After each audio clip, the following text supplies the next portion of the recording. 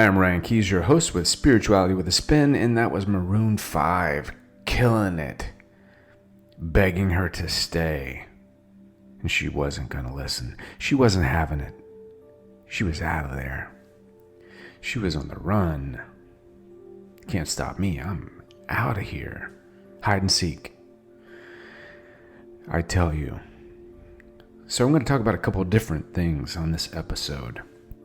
It took me a while to get this episode kind of formulated and put together because I tell you, this week was intense. Now, with this whole title, Twin Flame, with this whole soulmate search, with this whole avenue that we've been discussing, I want to make certain, because I get a lot of emails, I get a lot of involvement. I don't want your happiness to hinge on this hallelujah moment of finding your twin or making the twin 3D. Making your soulmate that someone special for the rest of your life. Your happiness can't hinge on that. It will elevate your happiness. It will encourage more happiness. It will make you feel more full. But you can't let it be the end-all be-all, the controller of what you're doing. You're still, at the end of the day, responsible for your own 2 feet and where you put those and where you're walking and where you're headed. Hold your head high. Go in the direction that is the best for you, no matter what. Because the twin flame connection is going to involve a totality of all types of emotions. Friends, lover, rivaler. Then you got all kinds of other things that are going to happen. Mothers, fathers, brothers, sisters, best friends, past things happening. All these emotions welling up. You see, because when you hear that trumpet sound and your twin flame shows up, this person that you are deeming as your twin, or your soulmate, whatever you title this person that has now become the center of your affection, the center of your attraction, the center of your elemental world, 5D to 3D, you wanting to make that a reality. So this person is there, but realize that there is a whole melting pot of everything else that is on the move, that is happening, that is manifesting right there beside it all. And no matter what relationship you're in, no matter where you're headed in any relationship, there's going to be good and bad, dark and light, pros and cons. Now, I've got confession time for all of us before I move forward, because you're learning from my examples as well. You're learning from what I will allow and unfold as well. So let me walk down a little bit of a darkened path of my own personal life. You got your ears on? You ready? Are you anticipating what I'm going to say? No. We're not going to be talking about twin flames at the moment. We're not talking about soulmates at the moment. We're talking about insecurity. We're talking about fear. We're talking about a level of setting up expectation and not putting emotion to the grindstone to be able to make that manifest. I've been talking with some really wonderful people and learning a lot about many different topics, but I've really jumped into this new topic called Gary Chapman. And the way I found out about that, you're listening right now and you know, and I thank you so much for putting me on this path of information. It's about 5 love languages. And it's not that this is the end-all be-all, but it is a way, it is an alternative to be able to have some insight into what makes you tick, what makes you work, and how you choose to awaken and feel love. So one of the questions that was put to me by this wonderful friend of mine was, if I ask you a question, such as, how are you? What's your answer? Are you going to say, oh, I'm fine. Oh, geez, I'm good. You know, it's been a little bit of a bad day, but I'm doing okay. Oh, that's horseshit. That's horseshit. Those are all go-to words. Those are all catchphrases. Those are all the things that you say because you're ignoring the truth, because you don't want to talk about real stuff. So I sat there and I said to myself, how do I feel today? And what followed was a series of internal realities that are sensitive, that are powerful, that are ground shaking for me. You see, because I have insecurities, I put expectation. As you already know, if you've listened to me in the past, I'll dump a show, not do it, I'll delete it time after time because my ego is right there. And I don't want ego in the picture at all.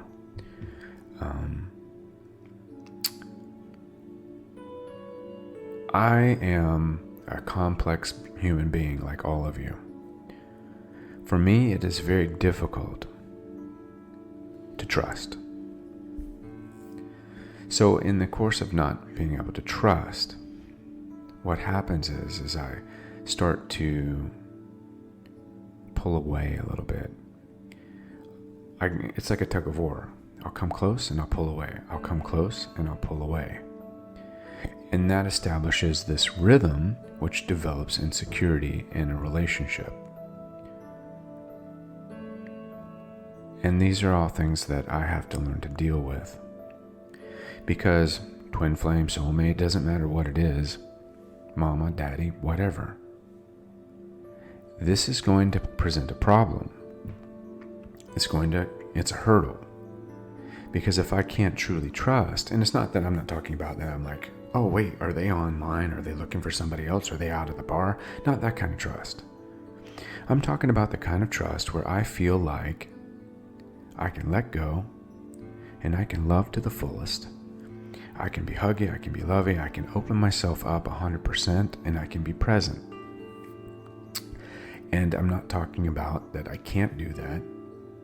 I'm saying consistently, where I can feel that emotion and I can open up my heart consistently, where I can face my own inner demons, my own darkness that makes me loaded down with preoccupation of trying to compensate for what I believe I might be or might not be, and how I perceive myself, and how I perceive this relationship or that interaction. So it's about awakening myself. It's about learning, how do I operate? And as all of you know, if you're in a twin flame scenario or soulmate scenario, you may be head over heels right now in the honeymoon phase. You may be in the bubble phase where you feel like everything is just so on top of the world. You could be in that moment of where you've put some false expectations on the whole situation and the other person has been alienated from that and the relationship is strained. Or you may be living into some codependency delusion that this is actually it.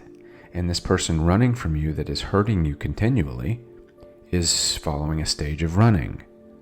But yet they are actually hurting you. They're abusing you. They're emotionally depleting you. They're, in effect, energy vampire. They're taking your energy and you're not getting anything back. And that's a negative. You can't do that. You can't continue to keep giving if you don't get something in return. Something. Acknowledgement. Because this, and it's hard for me to put it in words, because this situation is going to come with challenges. But I don't believe that it's going to be excessively harmful for you. It's going to be awakening. It's going to be a self-reflection moment. It's going to be where you're going to deal with things to get past other things. But it should always be progressive. So in the course of learning and going through all this with my own stuff this past week, breaking down my own realities, looking to see where, am I lying to myself about who I am? Am I lying to other people about how I feel? Am I lying to myself that I really feel this way and I feel like I love someone, and I'm lying to myself, trying to convince myself that, well, I'm in control and I'm going to control it, and I'm not going to, and then my emotions become like, kind of like a weight. My emotions become pillowy. They're not even present. So what I'm saying doesn't resonate emotion. Imagine that, me not resonating emotion. But it's possible. So this guy, Gary Chapman, has developed this 5 love languages so that we can begin to connect with other people. And I found it to be very helpful to understand different types of interactions with the person that you're going to be with. So we're going to talk about that just a little bit, and then we're going to go into something else. But so just to briefly give you an overview, and if you want to dive into more of this, let me know. We'll go in it deeper. But there's a couple different love languages. One is words of affirmation. Kind of like when you say, oh, you look nice, you look beautiful, that dinner you made tastes great. You're involving love through the use of affirmation in a statement and verbally giving them praise on their self-image or on their actions to give confidence to the conversation. But this isn't a put on. You need to really feel it. It has to be there. You need to really actually feel that, and it should be very organic. I don't know. That's a tough place to be if it's not. One of the other languages is called, it's quality time. This is where I have my biggest hurdle in quality time, because I get so consumed about, I work a lot, I do a lot of things. I have this mission where I believe I want to help save the world and bring all of this information to all you guys. And I work night and day to do all this. Now that would prevent me from having some good quality time. And again, that is a safety mechanism, because what I'm saying to myself is, I'm not trusting someone, or I'm not trusting life, I'm not trusting myself that it will work itself out. So I'm consuming myself with work and all those things because it's a safety barrier. It protects me, it insulates me from carrying more than I can stand to lose. So this quality time language is going to be more about doing things together, obviously. Birthdays, anniversaries, just hanging out. Turn the TV off. Turn the cell phone off. Focusing on eye-to-eye, undivided attention, right? Special things. And then, that's an important part of all of this conversation. And even no matter what stage you're at with your twin, unless it's a separation phase, these are things you want to kind of focus on and put towards that conversation, put towards that working together. The other one, and I have a hard time with this as well, is receiving gifts. Like in a lot of cultures, which I've just encountered, they give gifts. They love to give gifts. It's kind of a thing. You show up at somebody's house, you give a gift. It's like Christmas every corner. So, and then it's important, right? It's an important status. It's an important exchange of love and trust and faith. And they really actually like it. They enjoy it. So it's important not to forget birthdays, anniversaries. And it's not about being materialistic. It's about understanding that this is about a special bond. It's about referencing how important that person is to you. This next love language, because there's 5, you've got the acts of service, right? And the acts of service are going to give you more of like vacuuming and shoveling, or snow shoveling, or feeding the dog, or cleaning the house, those kind of things, where you feel like, okay, so I'm chipping in. I'm doing my chores. I'm making this more of a traditional, easier thing with my spouse or my partner or my twin flame or my soulmate. We're kind of approaching it and coming together. We're doing it together, right? And those things are important. And then you've got physical touch is also one. Now, with a physical touch, you're basically communicating your space, your spatial reference. And if your relationship is 5D, I would think instead of physical touch, is probably more related to emotional touch, spiritual touch. But when you're in the 3-dimensional setup, it's going to be like hand-holding, kissing, all of those things, which make a healthier, happier, more emotional life. The longer you do it, the more you do it, the better off you are. And I think that, as many of you know, I lost my dad at around 21 during a condition when my face was crushed on the right side. I was not even able to really sit at the funeral when they were burying him. I had to sit over on the side with my friend and the girlfriend I had at the time because it was so emotional for me. And at that moment, I pulled away from vulnerability and I pulled away from physical touch that meant something. I'm not talking about just sex. I'm talking about physical touch. And I pulled away. These affirmations, this emotional language, I just shut off. And as a 21-year-old, 22-year-old, that's devastating because those are my emotional growth years. And here I was, feeling all this overwhelming emotion and all this vulnerability and then all of this fear because my father hadn't shown me how to be a man. He hadn't shown me how to love a woman because he worked too much and he did all of these things which didn't warrant this emotional language, which is a key cornerstone for any relationship. So I didn't learn those things. No one taught me those things. So I withdrew and lived years like that. Now, many of you have done this in your relationships. Many of you are in a relationship that is dysfunctional or isn't fulfilling because you contact me. I know you are. So, and this outside situation happens, this twin or soulmate or whatever you're perceiving this as. But I need for you to understand, you need to be very careful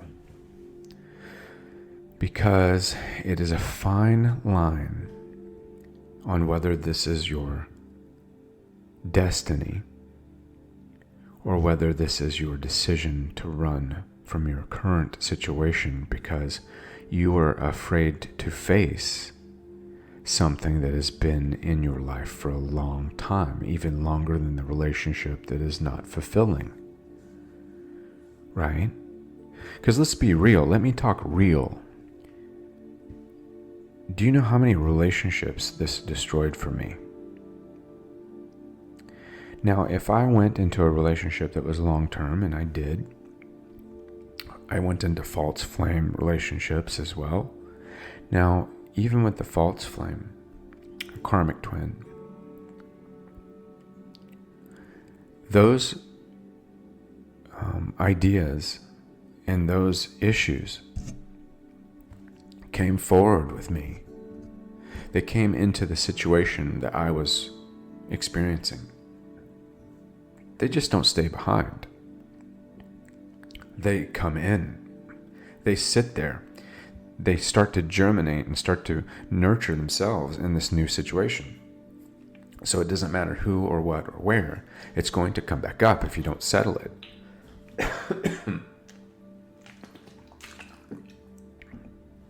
Sorry for the water. I was choking. I'm getting all choked up because I'm talking about my own personal stuff. Holy shit. You guys better appreciate that, because this is tough for me. And when you start going through some of these things with your twins or your soulmates, your throat is going to be very active, it's going to lock up like that, because you're bringing up a lot of things. And that's one of your core centers where energy is focused on your speech. When you're confessing stuff, when you're talking about real stuff, it's going to hurt. So I just want you to make sure before you jump to look. Before you cross the road, look both ways. Is it from my past? Is it me? Is it them? And is this person I'm wanting to leave for? Or is this person that I believe is the one, is that real? And once you've established those things, I can't say what to do. You have to decide that for yourself. So one of the last things outside of the sexual intercourse and the physical touch and the hand holding and the kissing and those things, I believe, would be the spiritual side of it. You need to be identified with your spirituality. You want to be approaching them in a very spiritual way. You want to be doing affirmations. You want to be working together. You want to be doing meditation. You want to be doing all those things. But it's difficult because when the relationship is swaying the wrong way, it can go sideways really quickly. Once the bow fills with water, the ship sinks almost instantaneously, straight to the bottom. So the idea is you have to be able to take that water out faster than it comes in, and that's a figure of speech. So you have to be able to handle those issues in life just as fast as they turn up. And that means you have to be very aware. You have to be aware of what you're doing. Now, through the course of these things that you're experiencing, there are several things that happen in this twin flame exceptional relationship that you're experiencing. But you just need to understand, not one person, no person other than yourself is responsible for your happiness. And until you realize that, you're going to continue to look outside of yourself. You're going to continue to be disappointed. The universe is going to continue to repeat this disappointment until you get that. So let me say it again. Until you understand your happiness only hinges on your self-awareness, coming to terms with you. Because if you're expecting your twin or anybody else to make you happy, then you're just advertising yourself as like this empty, open vessel that can't be filled. Because you want to come to the table with some happiness, right? Nobody wants to be leached off of. No one wants to just sit there and be dragged down, right? So you really need to do a lot of work on yourself, a lot of self-work. And this is the most precise, wonderful time. And once you get to the place where you're at and you're working on this relationship, those love languages will help you to be present. So even if you're having a hard time getting past the hurdles like I do, you can begin to embrace these love languages to open up these barriers and these doors, because these actions will help to evolve emotional connection. It's an emotional event, right? Today's show isn't like super exciting because it's deep stuff. It's deep stuff. And I'm sharing with you guys some parts of myself, some weaknesses. I'm showing you my kryptonite right now, right? What's your kryptonite? What makes you feel insecure? What makes you scared? Because whatever it is, go there and you hit it head on and you hammer that and you don't stop until you get that handled. That's what I'm going to be doing, right? I'm going to take my power back. I'm going to take responsibility for myself. Because if I pretend to myself that someone else is causing me to feel this way, or someone else is causing my stuff to do that, and I'm blame shifting and I'm feeling as a victim, I'm not doing my inner work. I'm distracting myself from my own success. I am preventing my twin or my soulmate or my lover from being able to connect with me. Because not only have I made them responsible for my failure and made them responsible for my happiness, of course they want to run. Of course they're going to do like a 100-yard dash in under 4 seconds, because that's a lot of responsibility to throw on. That's like a ticking time bomb of vulnerability. And who wants to invest in that? That's like a stock that's going to go down. So start bringing that stability back to yourself. Start facing those things. And if you're in a relationship and you want to make it work, start looking towards these love languages. It will make a big difference. These are all things that make a big difference. How can you build your house on sand and not expect it to sink? Drama, that'll suffocate the shit out of you, right? I mean, you can slip, you can fall, but get back up. Because the other thing that I want to address through this course of this is, are you just holding on to your 3-dimensional paradigm? Are you trying to fit this new love into your old pattern? Because it's not going to work. Because let's look at how we repeat stuff. It's cyclical. And unless you're willing to settle down and you're willing to start facing that and doing some self-care, you're throwing that special someone into the same cesspool. Not to call it a cesspool, but that's what it would be. It's like, hey, come on and get in this dirty bath water. Let's take a dirty bath. I've already had the person in here before you, but it's okay. I'll soap you up. No, it's not okay. You give them some cleanliness. Cleanse that. Cleanse those areas. Don't jump back into the same old 3D shit.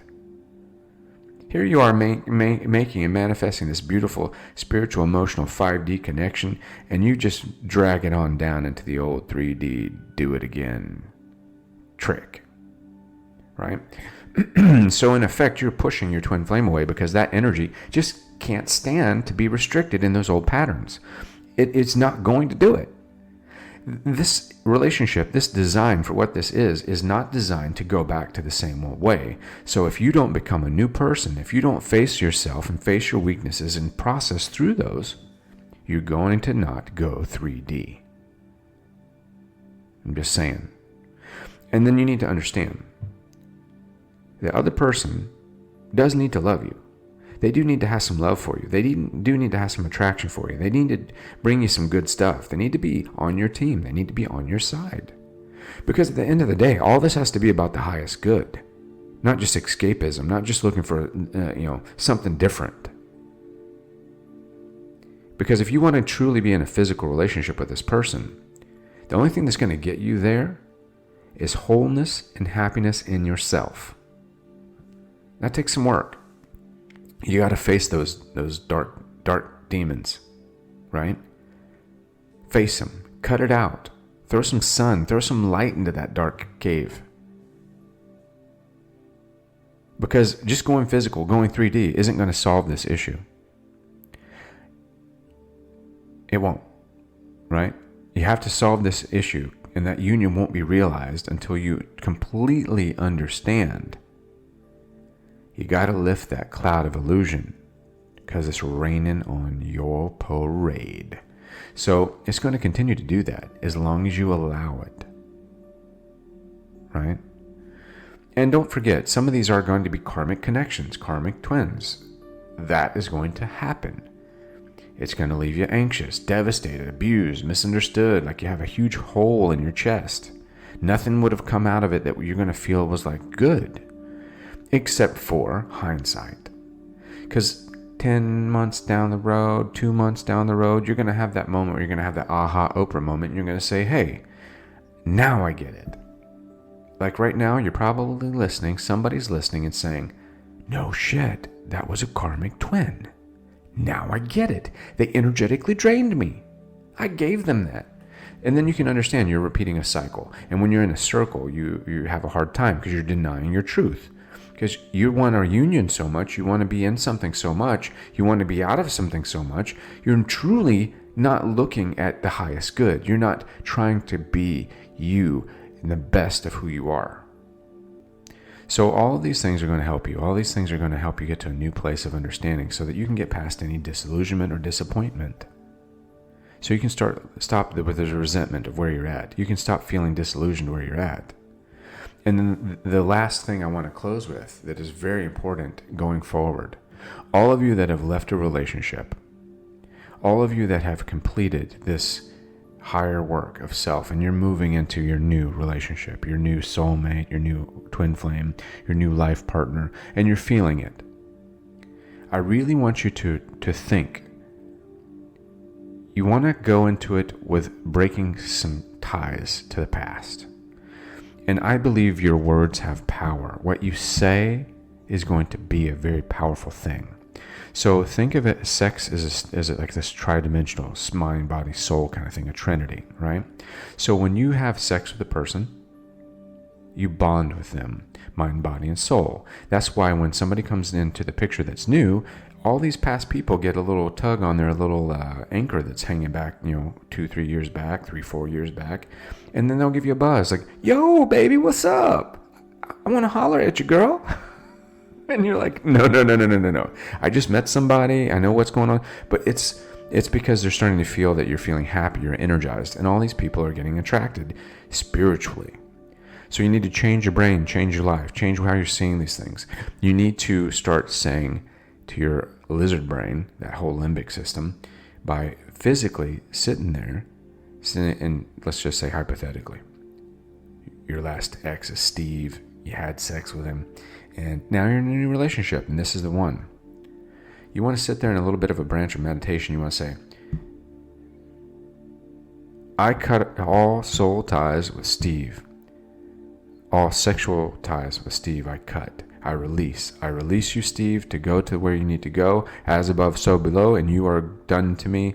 I'm moving forward. I no longer have a connection with you spiritually, physically, emotionally, or sexually. That's it. Cut that tie. Make it aware to you. Make it very obvious in your mind, right? So that you can go forward and that you've cut that away. Because I believe that is one of the very important things to do. Because we're spiritually connected. It's energetics. Anyway, I've rambled on enough. So let's go back to Maroon 5 and like the video, please. Peace, light, and love. I will see you on the other side.